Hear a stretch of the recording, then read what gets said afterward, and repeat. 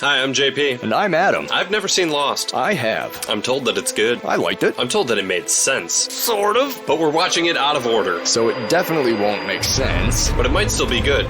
Since we won't expect it to make sense, we'll still be able to appreciate each episode on its own merits as a 1-hour story. Sometimes 2 or 3. As opposed to just a fraction of an ongoing, sprawling, and increasingly complex tangle of relationships, personal stories, mysteries, mythologies, experiments, social dynamics, unnatural disasters, unanswered questions, and hot tropical hookups.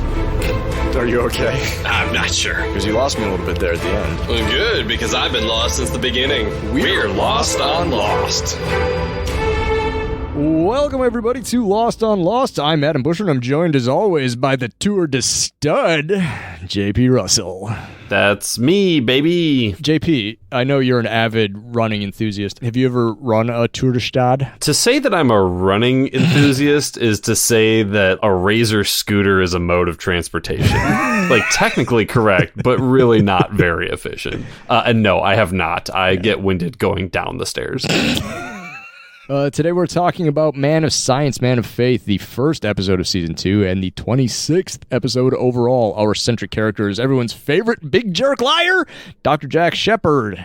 Man of Science, Man of Faith takes place on the 44th day after the crash of Oceanic Flight A15. JP. That's me. Got a recap? Sure do. I don't believe you, but go ahead.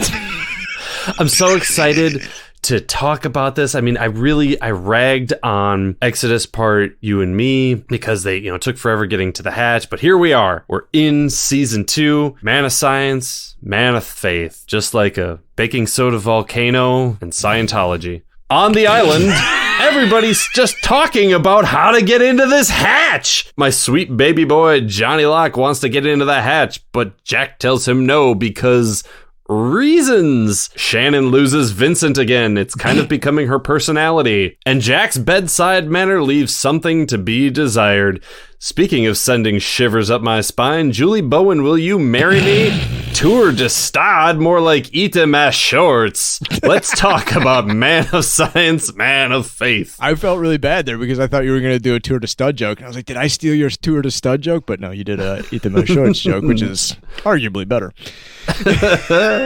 Adam, yeah, we have a guest. Excellent. I love guests. It's like my third favorite part of the show. Back all the way from episode 4? Episode 4. She's been mentioned a bunch. Mm-hmm. She's listened some. Mm-hmm, mm-hmm. Less so. Welcome back to the show. Just kidding, I swear.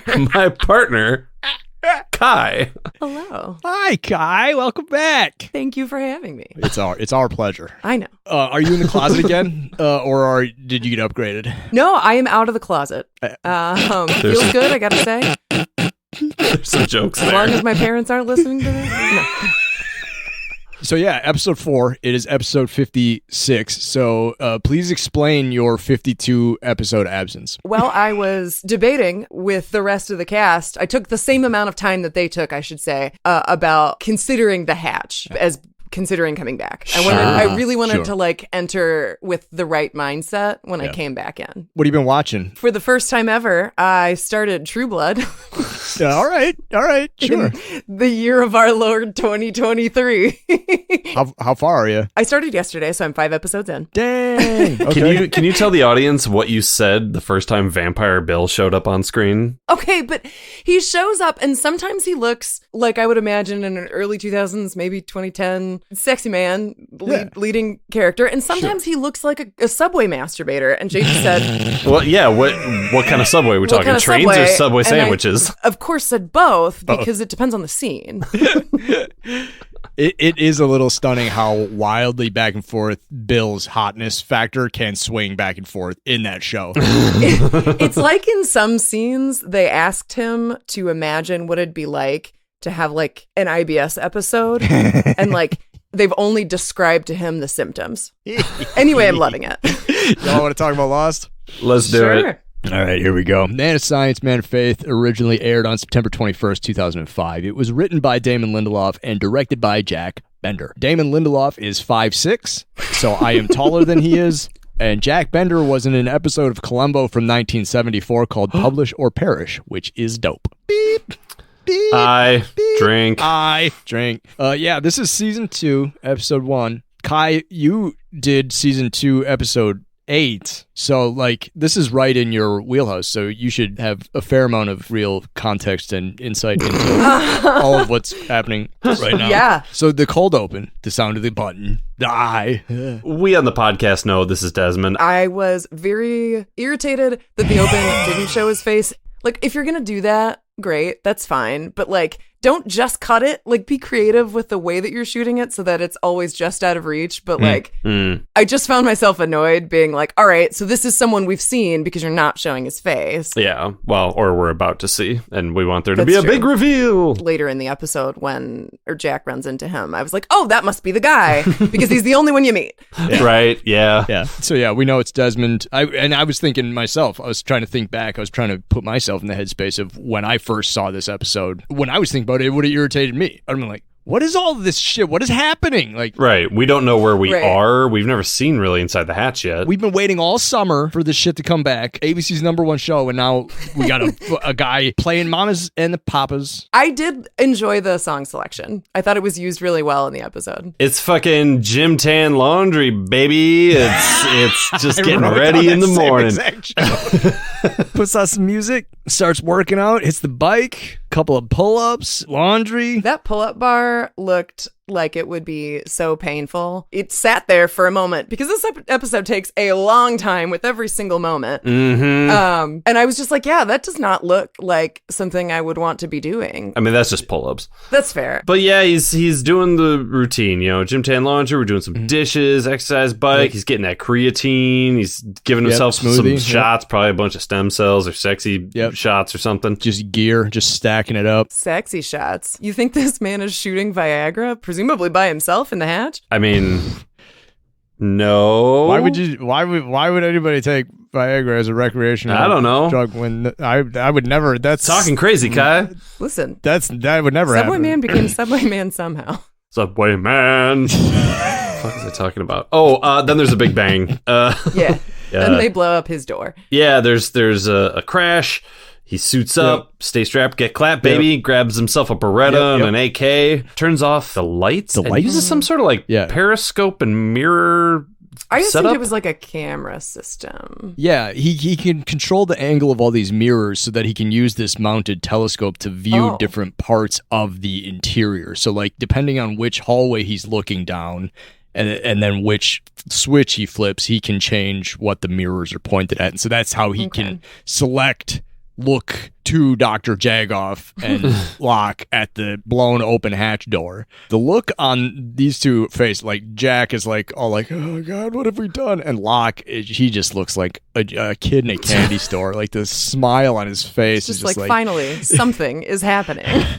Finally, a Subway I could masturbate in. John Locke would not be a Subway masturbator. No, Jack would, though. I have some Jack hate in this episode. That's just called the show, honey. Yeah, okay, that's fair. Yeah. That's our cold open. That's it.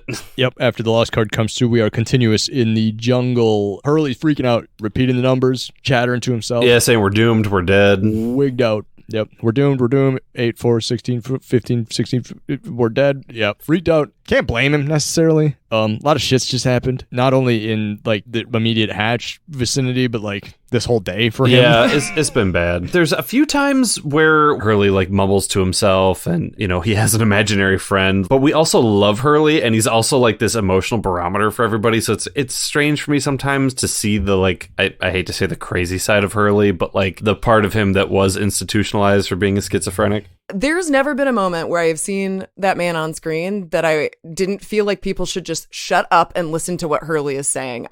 He gets so little respect and he is always trying to do the best for the group. And it makes me so angry. He's a real comrade, and I feel like he, just based on when the show was made, like it's fat phobic. It's that. He's a big fat guy, so why would they take him seriously? He does have a rational thought here, though, and he's like, the reason we came out here isn't going to work. This is a little tube with a broken ladder. The idea was to hide 40 people in here. We can't do that. So if you want to keep looking at the hatch, go do that shit tomorrow. We have other shit to deal with. I thought that was a little strange to me because you blow the door off, right? Like they can't see what they've just opened access to. So they don't actually know if it can fit the people that they're trying to fit in there. Well, the reason Jack says that this isn't going to work is he can see the ladder's broken and that they can only go down one at a time. Because you're right, they do not know how big the interior is. All they know is that the entrance, the egress, it'll take way too long to get 40 people in under this fake time crunch. And you're not aware of this because you didn't see the episode before. There's actually no real threat from the others. Yeah. Okay. Even if there is, right? The choice is remain in the relative safety of the cave or send one person. Like, it still doesn't make sense, in my opinion, not to see if that's an option. Because even if it takes you the 3 hours till sunrise, you're still in a group, and the cave's clearly not keeping you safe enough, in your opinion, to warrant just being in the cave. But I see what you're saying, Kai. It's like, we're here, right. We blew it open. Okay, it's not going to work for a height everybody, but like, we're here. Like, why doesn't somebody go explore it? They do the little count thing to estimate that it's, 40, 50 feet down, I think is what they say. Yeah, give or take. So they could have done exactly what John Locke did, gone back, got the thing. And it's weird to me that it's like, all right, in 30 minutes, we would have more information. And that feels like such a small amount of time to warrant like calling the whole thing off. Locke also like sawed down the shaft in a previous episode. Like, why not bring the cable with you when you're going to blow the thing up? Maybe this is just me speaking as, like, a forever dungeon master, but, like, what adventuring party doesn't carry rope? Yeah, it does seem like something... If I was on, if you have rope or cable, like, every time you go off on an A-team mission on the Lost Island, somebody bring a coil of rope. It does seem very odd. In real life, if you go backpacking or something like that, have some rope. It's just super useful. But yeah, hypothetically, like, why can't two people just stay behind? Yeah. And do this while the other two people go back and report. Like, it would actually be really annoying if that's exactly what happened in about 10 minutes in the episode. Locke, he's like, yeah, okay, we'll look tomorrow morning. Mm-hmm. Let's go back and tell everybody what's going on. He says he agrees with Jack, but you can tell he's lying. Yeah. His face clearly is like, I'm not listening to this asshole anymore. He's got mischief in his eyes. You can see it. Cut to a flashback. Sick wig, Jack. Dude, that is a wiggy ass wig. How fucking much wig do you want? Because we got it all. Like, why couldn't he just have a shaved head? Like, right? Like, how come that's just not his hairstyle? Jack's in a surgical room and all chaos is happening. A woman comes in from a car accident. Then shortly after, when he's trying to sort of deal with her, another person comes through. They don't really say who caused the accident, do they? They say it was her that hit him. Yeah, they don't explain why, but they do say that her car goes into his lane. Yeah. Like, she jumped the curb or whatever. And they don't say what happened to her, whether it was like irresponsible driving or something like that. They don't make any sort of like bees in the car. Bees. That seems the most reasonable assumption to me. As it stands, this particular moment in the flashback. Oh, yeah. She's on the table. She's in dire straits. They bring in the man that she's hit from the other car. Adam Rutherford, 57. There is a single doctor in this room, apparently. And he turns to someone else in the room and they're saying, the other patient needs to be intubated. And he says, I can't intubate. You have to do it. You're telling me that there is a single doctor in this ER and that there are no like anesthetists, trained nurses who can intubate, anything like that? There's nobody? Because nurses can intubate, particularly in life or death emergency situations. That does seem a little thin. Maybe he was like a medical student or like a shadow or like an intern or something, but you're right. Like, hypothetically, somebody in the ambulance could have tubed him. Somebody in the ambulance probably would have already, I would assume, but... Right. Guest of the show, Kim Davis, a paramedic. She knows how to tube people. She does it. Like, why wasn't this guy tubed already on the way here? I'm not a medic, but I got a garden hose and an imagination. I'll fucking give it a shot. Let's go, baby. And if the question here is like, he will certainly die, one of them will certainly die. That's the setup. And he has to, pick which one he's going to start working on. It was a weird moment for that to be the setup because there should have been like dozens of people on standby in this hospital that would have already received a code for these patients coming in that would have been in the room to be able to start that process. Right. He does tension pneumothorax sort of thing on Sarah, Julie Bowen. She starts to stabilize. Oh, Jack just pulls the metal out of her fucking chest like it's Excalibur. Jesus. Yeah. She makes it. The guy dies, and then she says she's got to dance at her wedding. Yeah. And that at that moment, I was like 100% certain. Even if the rest of the flashbacks, even if they stopped there, I was like, that woman's fiance is leaving her. Oh, yeah. 100%. Yeah. This is my wedding. What did she say? I think she said Paulo lies. Oh, cut to the caves. Charlie doesn't think anybody's coming. And Charlie's happy to throw Rousseau under the bus, and Saeed is disapproving. Yeah, because he wants to form a polycule with Rousseau and Shannon. Okay. I think Shannon's probably not an excellent choice for that. Oh, slim pickings. There's only 3 named women on the island. I know, but this woman's only characteristic is that she loses a dog over and over again. Oh, speaking of, Shannon is looking for Vincent. That's what happens next. Oh my God. They make a point of saying that. This is like the 3rd episode where we've seen her lose the dog. I would love to have been sitting like in the room where they're like talking through like, all right, this is what we're looking at for this episode. And they're like, what do we do with Shannon? I was like, I don't know, make her lose a dog again. I like to think from like a production standpoint that like they wrote that bit where Walt gives Vincent to Shannon and be like, watch my dog for me. And she's like, okay. And then later on they're like, okay, well, so Shannon's really the only job is to watch the dog. And it's like, okay, but then we got to have the dog on set. And the dog's going to be like a dog trainer. And it's like, can we write the dog out? Yeah, let's just say that Shannon lost the fucking dog again. Can we just make Shannon irresponsible? Problem solved. Yeah. She's bad at watching the dog. Dog trainers are Teamsters. They're $3.99. So, you know, they get paid. They're not labeled as like canine? Huh? As opposed to $3.99. They're not just like canine. Oh. Anyways. Cut to the jungle. Locke and Hurley are sitting there talking. Hurley's like, hey, why did you light that fuse? I told you not to do that.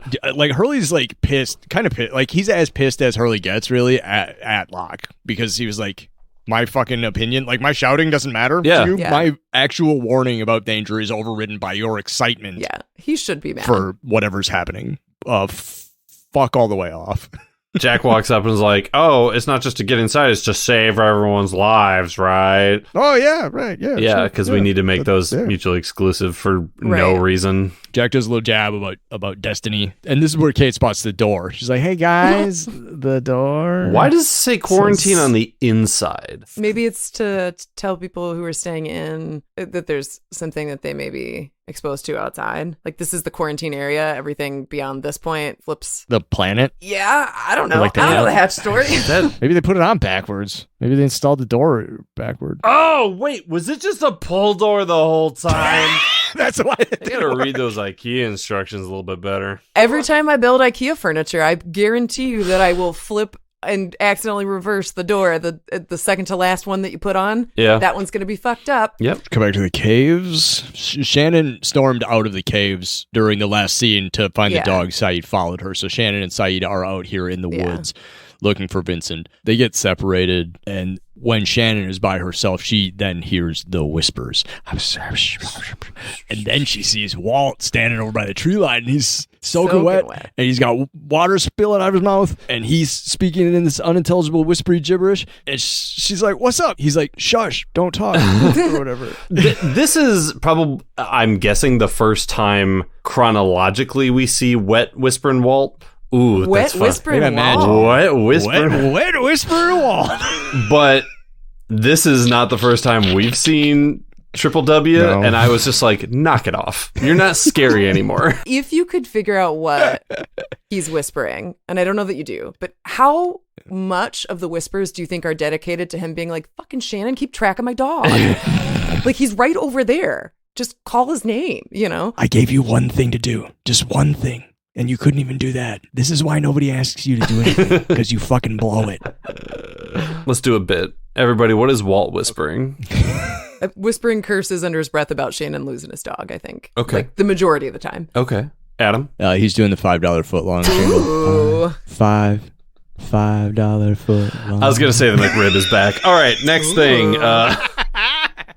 There's a commercial here, and then we continue to the jungle. The A-team, as it were, is returning to the caves.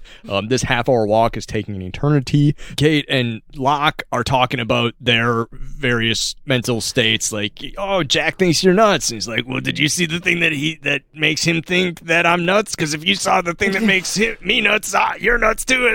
Right. This conversation is neither driving the plot forward nor teaching me anything about the characters. It doesn't do either of those things. things, but it does take a moment to allow John Locke to fight for the adverb. Why'd you want to get in the hatch so bad? Badly. Badly. Because Badly. that's the takeaway from this conversation. I've never wanted to punch you so hard. Hardly.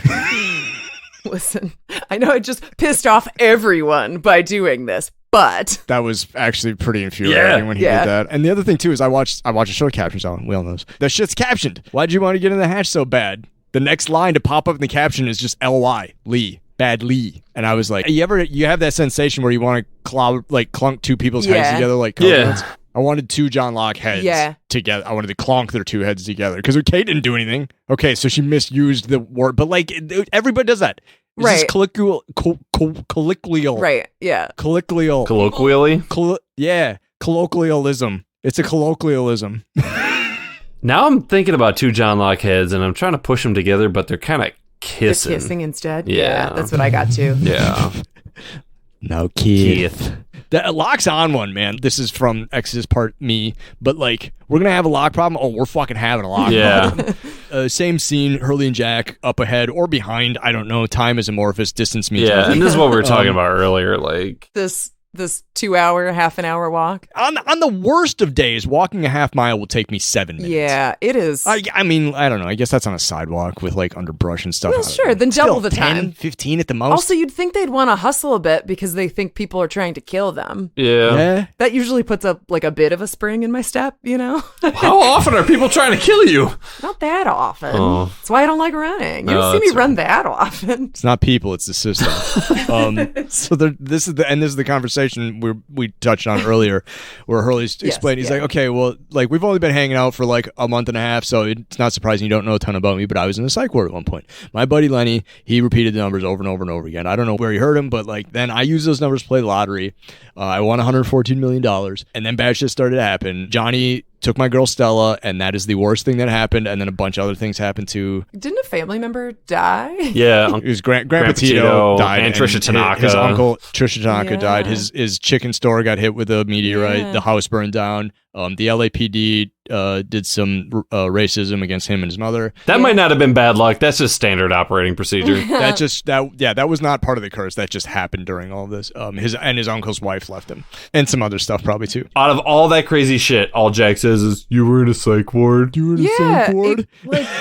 You know what though? I don't expect anything else from Jack because he does seem like the medical provider that is like, if you have a psychiatric history on your chart, that like wouldn't give you pain meds if you broke your leg because you're like, oh, you're attention seeking. Like he seems like that kind of doctor. Sure. To immediately be like, oh, there's a psych history, so therefore I'm dismissing you. Yeah. Once again, Hurley explaining some sort of metaphysical something to Jack, a man who 5 days after the crash saw his own dead father lead him to the salvation of The caves that they're currently walking to. Yes, that's how they find the caves. That's how they find the caves where they It's live. fine when Jack, the golden boy chosen one, gets these visions, but if he's talking about anyone else having a different experience, he's like, oh my God, I hate this dude. Yep. Hurley calls him on his shitty bedside manner. What's that thing where doctors make you feel better just by talking to you? Bedside manner. Yeah, that. Yours sucks, dude. Yeah. Hell yeah, that was a sweet burn. Put him in his place. So fuck him. He needs to do a little bit more listening and a little less talking, because that you were in a psych ward wasn't the fucking gotcha he thought it was. Speaking of bedside manner.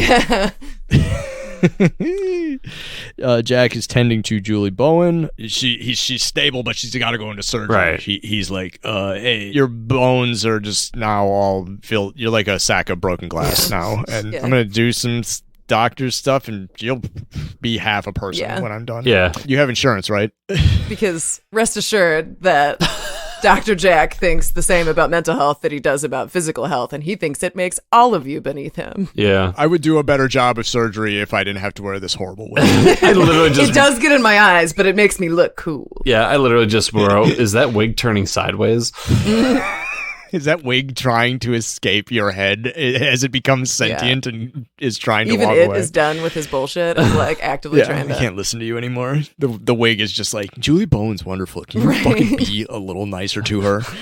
The scene where he tells her the truth, but like in the worst possible way. Yeah. And then his dad is like, hey, maybe like allow patients to have some hope. Yeah, but yeah, after Jack gives his horrible speech to Julie Bowen, Christian's like, hey, can you come here for a second? Maybe juice her up a little bit. Come on. That's false hope, Dad. I don't Whatever. give a fuck. Potato. I'm drunk. You're drunk. Everybody's Everybody drunk. Like, Everybody's drunk. This is a let's fucking hospital. party. Like, just cheer her up a little bit, man. Like, yeah, she's not good. Okay, like, she's probably not going to be able to walk again. You got to make her feel like shit about that now? I understand the importance of setting an expectation. Yeah. However, there are lots of ways to do that and still not be a monster.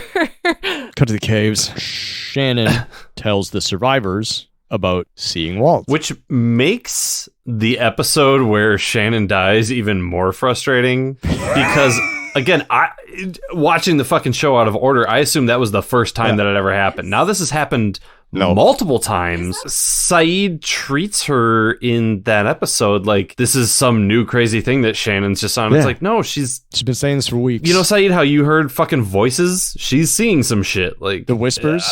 The same exact thing you heard already once, Yeah. Saeed? And also, like, at this point, it seems like everyone's experiencing, like, multiple people have seen things that arguably aren't there. Multiple people have heard voices. Multiple people have, had unexplainable experiences in some way. And the consistent thing is every time that it's shared, it seems like everyone's like, oh, you're just going crazy. That didn't happen. Like, Well, it's because it's not a white man. only Jack can be believed here. That spooks everybody out a little bit because the raft just left and they're like, well, Walt was on the raft and you saw him covered in water. Did the raft crash? Are they lost in the jungle? Like, what's happening? And so, like, everybody freaks out. But then the A squad rolls up, the A team rolls up, and they're like, relax. All right, here's this deal.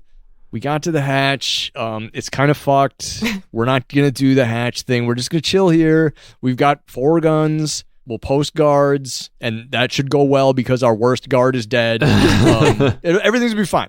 And Jack does hear what he should have did to Julie Bowen. He gives the survivors hope. Yes. He's like, everything's going to be fine. He is not a terribly believable person when he's doing that. Christian's point is it doesn't necessarily have to be believable. That's true. It just needs to be said. It's the act of saying it. The problem is Jack only puts it on for like the no-name characters, for like the random assholes. He's still a prick to everybody that's like a named character. You interview the main cast and like Jack's he doesn't listen and he's kind of a dick. And if you ask Scott and Steve, they're like, yeah, Jack's all right. Like the episode, wants us to see that Jack like has learned bedside manner. He hasn't. He's learned how to lie. Yeah. I think it's less that like, oh, see how much better he has become and more about like allow hope to exist.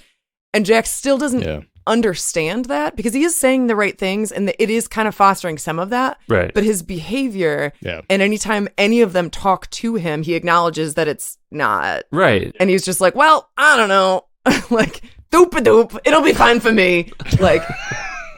The speech goes over relatively well. People are a little bit assuaged. They calm down a bit. But then undoing all of this work, John Locke's like, well, grab me some cable and go check out the hatch. John, I thought we agreed to do that in the morning. No, you said to do that. And I was like, I have to come back here and get a rope. It does say something about how much of a dick Jack is that you're like, at least I was still in that moment on John Locke's side, even though he's objectively fucking things up. Yeah, Jack, we were gonna fucking wait till tomorrow, but then I remembered I'm cool and I'm gonna go do fucking cool shit. Later, losers. Smell you later. I'm gonna take all this fucking cable. And we come back from the break, and Jack and Kate, and this is where Kate was like, do you believe anything that you just said? Like, you're not usually Mr. Glasses half full. And he's like, yeah, glasses half full of a gin and tonic. Half full of gin, rest full of tonic. Man of science, more like man of secrets. Hey! Kate's like, anyway, John Locke's probably going to break his neck doing this. So at least if that's going to happen, somebody should see it happen. So I'm going to go along. Live together, die alone. That's what you said, right? Loophole. I'm out of here. Smell you later. Bye. Bye. I do think it make Kate less annoying. It does make her feel a little bit more like a human being with a heart and feelings to make that choice. Yeah. Well, and yeah, I mean, and again, just like from a survival standpoint, the buddy system, every time somebody goes off by themselves, they get snatched or die or whatever, don't let John Locke go off alone. Flashback. Jack's office. We meet Kevin. Oh, Kevin. Sarah's fiance. Kevin's trying to fuck. Man, her back is obliterated, and he's like, yeah, but I didn't do it, though. Yeah, I didn't blow that shit out. Fucking car did. High five, honey. Yeah. Yeah, Jack's like, I did the best I could, but like, shit's gonna be fucked probably. She's gonna be probably paralyzed from the waist down. And Kevin's like, that really ruins my fit vibe. my social calendar. Yeah. You know what I'm talking about? We're supposed to go skiing in Aspen. This is another instance in which I wish the show wasn't a broadcast, in which it was on something else, because honestly I think I would have been less grossed out if he would have said something other than make love. Yeah, no, that made it way worse. Will she be able to make love? That makes it worse. Yeah. Will we be able to make whoopee? Yeah, like, oh man. And this poor woman is like, got metal sticking out of her chest, and all she's worried about is getting to dance with her fiance. And he's just like, yeah, but can she still throw it back? Yeah, she's thinking about the reception and the wedding, and he's worried about the honeymoon, and it's gross. Yeah. And I hate this guy, and he looks like a sleazeball. They did do a good job of making you hate this douchebag. Will I still be able to put her to the sheets? Will she be able to drop it low and back it up? Then he does like a little pantomimed, like, Yeah. He sad twerks out of the office. it's turning into a different show, but I'm on board. Cut to the operating room. Julie Bowen, hey, come here. Come closer. I'm gonna tell you a secret. I gotta tell you a secret. The McRib is back. I gotta tell you a secret. D's nuts. She's like, it's okay. I know I'm not dancing anymore, but I can still roll around at my wedding. Look at that. Even though Doc's been a piece of shit, she's still got hope. Even though you didn't give me some hope, Right. I've created hope for myself in lieu of your, help. And he says, I'm gonna fix you. And that gets some looks. Yeah. From the team. Saying the words I promise when you know you can't necessarily promise it is like one of the worst things you can do as a leader. I have a bigger problem with him saying I'm going to fix you than I do with him saying I promise. It's more about him getting to fix the broken thing than it is about Your life's going to be better because of like me. it doesn't center her health or her person. That's the part that bugs me about the I'm going to fix you. That's about him. And then the promise is sickening because of the leadership thing, because of the thing you said, JP. Those are why both of those things are gross in their own disparate ways. Cut to the jungle. John Locke's getting the cable ready to go down into the hatch. Kate shows up. John, I expect you to be halfway down by now. Well, I was waiting for you. Because not only do I know grammar better than you, I know you better than you. So anyway, I'm going to put you in the hole instead of me. That was a Because you're lighter, man. Because you have narrow hips and a barren womb. dang. Locke leaves with just the cable, and then Kate follows him with nothing Yeah. at all. And they're fully expecting danger. And they have already established in this episode there are 4 weapons that they have access to. Yeah. No one brings a gun. And apparently that's a blooper, too. I read in the trivia that there's 5 guns, actually. Oh. He says there's 4 guns. It's wrong, they have 5. There are a total of 6 guns. 1 gun from Mars's ankle holster. 4 guns from the Halliburton. The 6th gun is located on licensed dump truck operator Goldie's corpse. Excellent. There are 6 guns, Okay. in fact. So to say there are 4 is a blooper. I'm not surprised that Kate takes none of them. She's not really a planner, necessarily. Well, I think in the episode that I watched previously, her weapon of choice tends to be stoves. So Yeah, it's a a gas little range, hard to so- take down the hatch. They did say it was rather small. That is what she tried to use to get the hatch door open, but Yeah, Then they got so- mad at her for wasting all the natural gas. yeah. This episode brought to you by Frigidaire. So yeah, Locke's lowering Kate down, and she's going, and then he's using like a tree as sort of a means of like a pulley or a stop or something, Belay and then or something. It's so he can see down the Yeah. hatch while he's lowering her. Right. Yeah. If he was just lowering her straight down, if something happened and he dropped it, Yeah. she'd just plummet. but he's got time to re-grab and establish if it's wrapped that more far friction, around. Yeah. The branch breaks, she slides, Locke catches her, he cuts his hands up pretty good. Yeah, that must have been really gnarly because that's metal cable, I think, right? Yeah, it's like it's all copper wiring and stuff from inside the plane is all fucked. That would not be. Kate's like, Locke, I fell. Maybe we should call this off. He doesn't even give her a moment to breathe. She's being lowered immediately. Yeah. While she's being lowered, she gets blasted by a light. Yeah. And then she gets yanked down. Yeah. Because you see him struggling on the end, trying to like pull. Or hold on to her, and he can't. Yeah. And then the light goes out. Commercial, and then we are still in the jungle. Jack heads to the hatch. He has a gun, and the 3/4 guns that still exist are hypothetically with Sawyer, who does not appear in this episode. No, isn't Sawyer on the raft? Yeah, that's why he's not in the episode. So then the cave has no guns when he takes. It's just a joke. The gun? It's just a joke. Oh, okay. Sorry. I was like, no, he's only got one gun. I thought, do better jokes. Oh, fucking joke police over here. Have you tried being funny when you make your jokes? No, I'm not one of these comedy purists that believes all jokes have to be funny. See, the problem with comedy today is you can't say anything without people getting offended. Not real white guy with a podcast there. So Jack, when he gets to the hatch, Locke's called.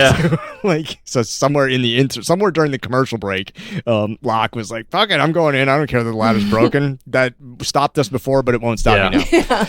This was the big limiting factor. Did he have rope left? He had rope. It was still hanging there. Right? Yeah. It was still there, so maybe he tied it off and someone climbed down. Okay. But so Locke's not there, so Jack wraps his hands with some little strappy dealies, tears up his shirt. Heads on down. We cut to a flashback. Jack's running the stairs, doing the old tour de stade. That's that D&D campaign, right? Yeah. This is a bad guy in the curse. It's the curse of the tour de stade. So Jack's running the stairs at night. There's really bad sound design here. Yeah. Holy shit. Jack's running, and there's somebody else running too, and Jack's kind of trying to keep... Oh, he's just crushing it, too. Trying to keep pace with this mystery person. Absolute fucking domination. Just up the side and just like... Yeah, exactly. It's almost like they're running faster than the speed of sound because their bodies are outrunning the sound of their footsteps. Yeah, it is really bad. Like the Foley breath and footsteps, and it's just like it's not in time with their body, and it's just like, but it's weird.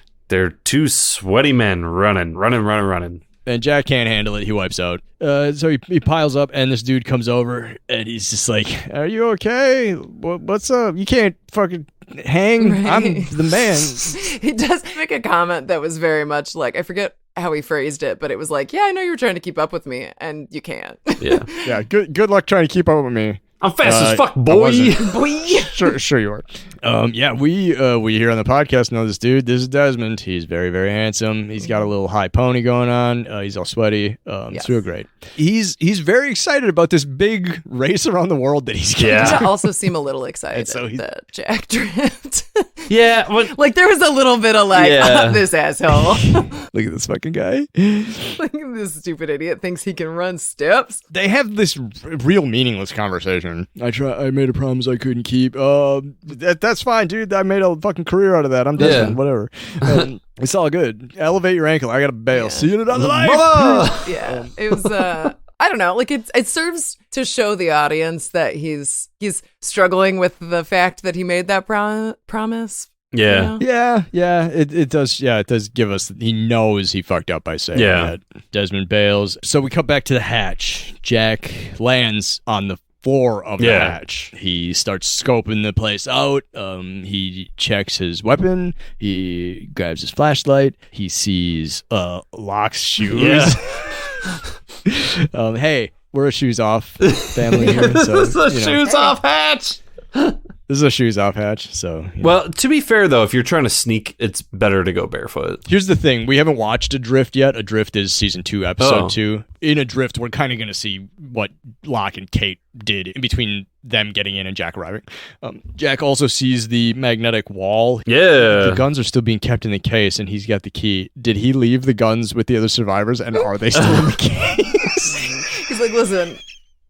I don't want anyone to touch these guns. So if you die, fine. I wonder if they're just hidden in the jungle somewhere still, because that's where he was storing the Halliburton. Yeah. He stashed it somewhere in the woods.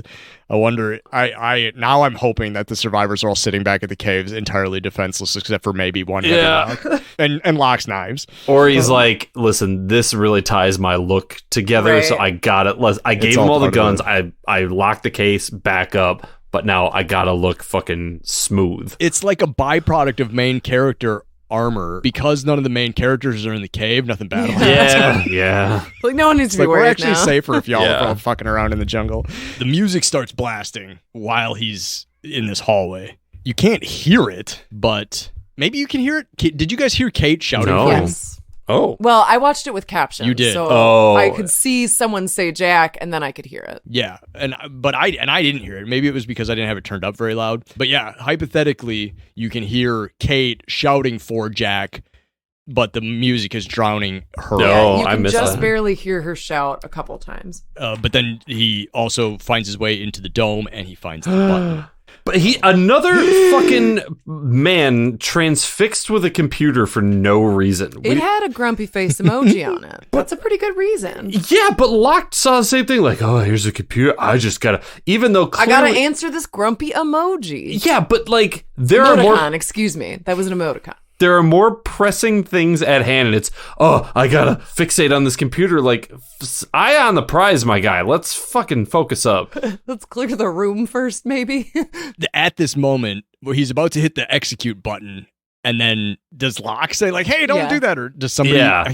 Somebody Locke says it draws it, his yeah. attention. He spots Yeah. Locke, and Locke's like, "Hey, Jack, what's up? It's all good." Like, I'm fine. This is where I wanted to be. He's got a gun pointed at him. Somebody from off screen is pointing a gun at John Locke's. It's also a different gun that he pulled out of the armory. I like that in that moment. What you notice is it's a different gun. What I noticed was that his nails were so dirty. His hands were very dirty because he pulled a Beretta in the beginning of the show. Right, and it looks like some sort of Makarov or like a Walther style like clone Gotcha. Yeah. thing. And then we cut back into Yeah. flashback. Sarah is waking up. Jack's all sweaty. He drove back to the hospital, changed, and is still sweating Well, through his so clothes. What he said was, and it makes it slightly worse, that he showered but didn't cool down. He either sweats so much that long after working out that it causes him to reek, or this man does not wash his ass. The shower not taking is a plot point in an episode of Seinfeld that happens in each stanza. Maybe So, that's the reference. It's a there. known television thing. I wasn't able to fix you. It was too much damage. Then why can I wiggle my toes? What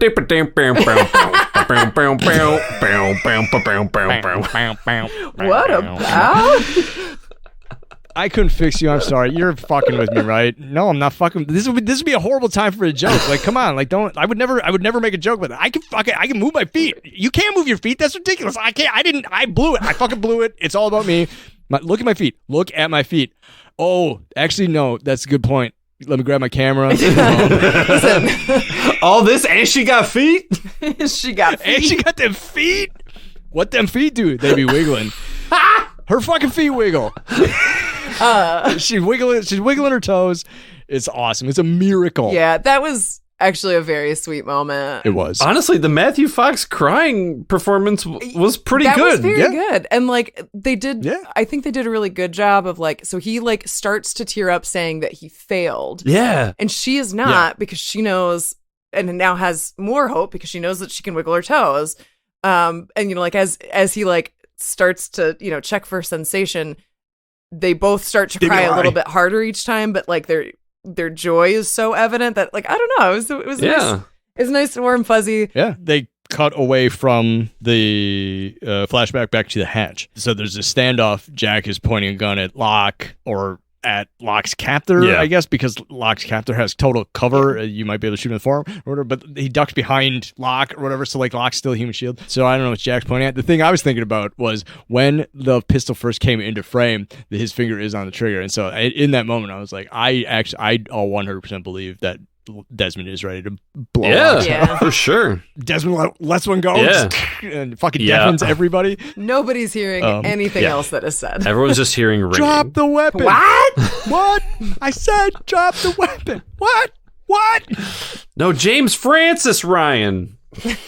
Desmond says something like, put the gun down or I'll fucking blow his head I'll off. put brother," one in his or something ear. like that. But he says brother, and then Jack sees his face and he's like, you? He's got a wild look in his eye Yeah. for that one singular moment, and then it just Yeah. There's one dude he talked to for 2.5 minutes, hypothetically fucking 8 years ago. Yeah, but it's like that thing where, do you ever do the thing where you're like, when you're flying alone and you like accidentally make eye contact with someone in the airport, and then you're like, oh, in another life, I marry that person, and then you like, you have your airport crush. I feel like, No. yeah, this is a thing. No. This might, I 100% believe this is a thing. I just can't relate to it because I never look at strangers in the airport. I'm too busy worried about being covered in some sort of bird flu. Yeah, no, Desmond is Jack's Airport crush? stadium Works for running me. crush. I don't know. It's like, but it only happens for like the duration. That happens to me when I'm running, I guess. Like if I'm running and I see like somebody like, but then I don't remember them. I think I see what you're saying. You have like that moment in time, you make eye contact, you don't ever think about the moment again, but you absolutely, if you were faced with that person again, be like, oh, it was you. No, I don't have that at all. I'm like, you remember me? If I turn off the video right now, I couldn't tell you what Adam looks like. But yeah, that's it. That's the whole thing. That's Us. it. Man of science, man of faith. Brought to you by Frigidaire. Did we like it? Was it good? That is the question. We watched this show. We've said some things about it.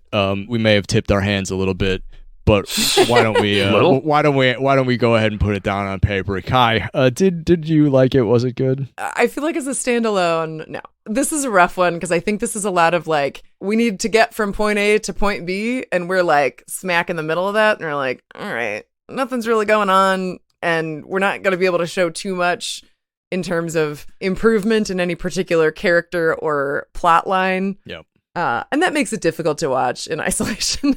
Sure. Yeah. JP. I did not like it, nor was it good. The only part I liked was the Jack and Sarah That one scene. yes. Yes. crying bit. Yeah, The rest of this episode is just drawn out. Scenes are going on too long. The interactions feel weird. It's just get in the fucking hatch.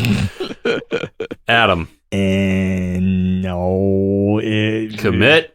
I'd give it a meh because here's my feeling about it. Man of Science, Man of Faith suffers from it's setting the table for season 2. We're getting a lot of exposition, but also not a lot of meaningful exposition, and we're going to get some more meaningful exposition in Adrift. Give me a 2-part season premiere and scrap those fucking 2-part season finales. If you're going to waste all my time setting the table, air Man of Science, Man of Faith, and Adrift on the same night. Because we didn't hardly go anywhere in this 45 minutes. So let's figure out where we're actually going. If you started setting the table in this episode, finish setting the table. If you're not going to do that in this episode, give me the rest of it right away. Like as a season 2, episode 1. Yep. I guarantee you, if I was watching it like while it was airing, that would have been enough to bump me off the entire show. Chronologically, yeah, waiting all summer for the ABC's #1 show to come back. And the first scene we get is a faceless man in a location we've never seen before. They say when you're writing, never start with dialogue because the audience, when they're reading, they don't know who's talking. Right. Mm-hmm. Don't do that because then the audience has nothing to latch onto. They did that in the cold open of this episode, and that was the cold open. And then the other 40 minutes of the script,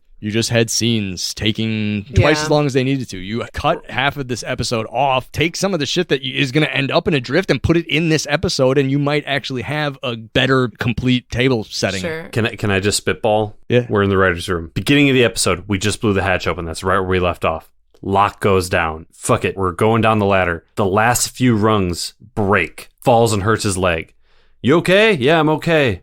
All of a sudden, an unseen, unnamed person drags him into the hatch. Sure. Now, Jack has to deal with, we have to save Locke. Yep. We also have to protect the people in the cave. Yep. This is We an also actual don't conflict. Right, we have conflict. We don't have means of getting down there now because the ladder's broken. Yep. Holy shit, that took fucking And it 30 made- seconds. Right. It would have made a lot more sense not to bring the cable in the first place. Right. Because the existing tension in this episode is what's in the hatch. And they don't go into the hatch until the last fucking 10 minutes of the episode. And as it stands, without a reason, there's neither something that really provides a lot of pressure to do it right then, Right. nor to avoid doing it. Yep. Right. Yeah. So like, Complete lack of stakes and tension. yeah, without any kind of structure around it that creates any sense of particular urgency or lack thereof. Yeah. It's just like, oh, okay, well, we're here. Yeah. We're not going to go in the hatch tonight. Okay. Okay. But what if we did? Oh, okay. Yeah, I think we're going to get to the end of the drift and we'll be like, this is a better season premiere than the actual season premiere of this episode. Right.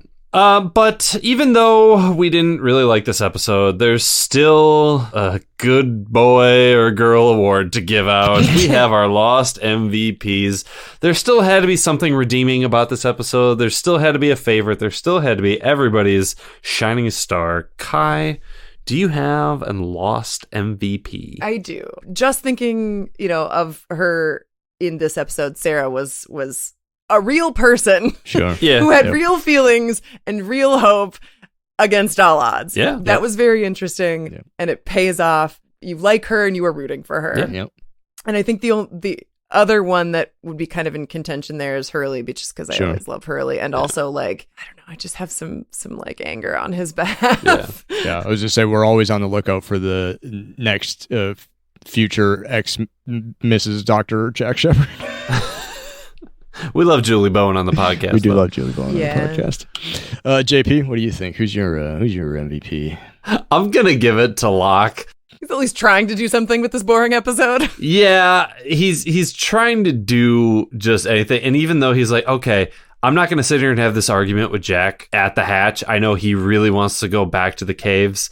But as soon as I get to them caves, I'm grabbing some cable and I'm going back and I'm doing my own shit. And nobody's going to stop me because I'm too excited. You're not my real dad, Jack. So I'm just going to give it to John Locke because I honestly don't know who the fuck else to give it to. Adam. Sure. Locke. for what you just said.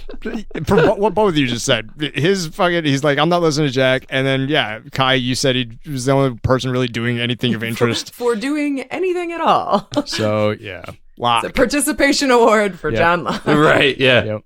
That's the NASCAR guy that wins because everybody else crashed. Right, yeah. You got it, yep. The other side of the coin. Our cup runneth over. Lost forever. Who sucked? How do you pick? Who did a bad? Who's masturbating in the Blue Line subway? Kai, who is your lost forever? I'm going to go with Kevin because as much as I hate Good Jack, Kevin has got to be the most rancid character that I have ever seen on just an ABC show. Yeah. And he does it in mere moments. That's some talent. Yeah, he's got 6 lines. Yeah. And one of them is she still gonna be able to fuck or not? Yeah, you gotta work to be that grody. He's the human embodiment of Jack's post-shower run smell. Gross.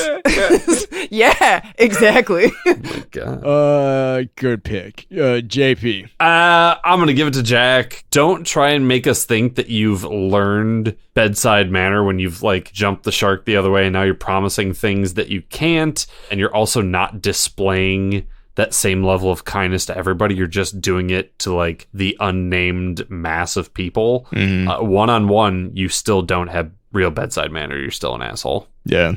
Jack, in yet another Jack-centric episode. So, Adam. Charlie? He has less He's lines in for, than the fucking guy that Kai seconds. picked. Yeah. He doesn't know it, but he's wrong about the others. They're there. And if anybody should think that the others are there, it should be him. Because Ethan tried to hang him one time, and Ethan was one of the others. So for Charlie to be like, there's no threat out there, that's pretty fucking stupid. Yeah, that's fair. Oh my God. Charlie had fucking 2 lines in this whole episode, and they were both bad. Dumb. Wow. I mean, that I think that is a perfect example of why I was so method. I couldn't even pick an MVP and a Lost Forever. That's how little feeling I had about this episode. Yeah. Honorable mention, Shannon. Stop losing the fucking dog. Yeah. I really hope somebody kills her.